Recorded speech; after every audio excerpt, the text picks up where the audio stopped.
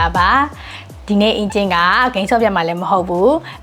stream မှာလည်းမဟုတ်ဘူးဒီနေ့ engine က Infinix Note 30 ဖုန်းလေးကိုစပြသမှာဖြစ်ပါတယ်ဒီ Infinix Note 30 ဖုန်းလေးမှာ 45W fast charging စနစ်ပါအတွက် engine တို့ဒီလိုဖုန်းအားသွင်းတဲ့အခါကျရင်လို့အကြာကြီးစောင့်စရာမလိုတော့ဘူးပြီးတော့ဒီ engine တို့ဖုန်းအားသွင်းနေရင်လည်းအဲ့လို game ဆော့တာတို့ application တို့သုံးတဲ့အခါအဲ့လိုမျိုးလုပ်ချင်ရင်လည်းengine တို့ bypass mode လေးကို active လုပ်ပြီးတော့ engine တို့ဖုန်းမပူဘဲနဲ့အဲ့လို game ဆော့လို့ရတယ်ပြီးတော့ application တွေသုံးလို့ရတယ်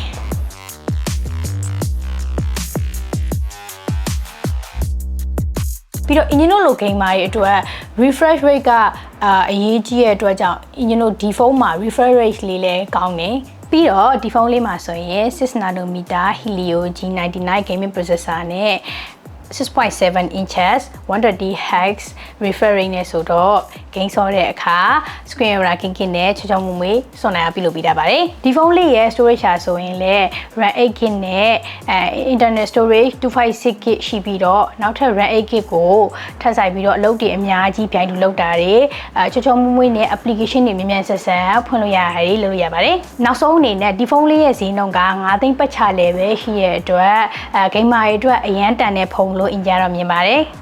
အဲ့တော့ဒီဖုန်းလေးကိုရယူပြီးတော့ unstoppable first game experience ကိုရှာဖွေလိုက်ပါ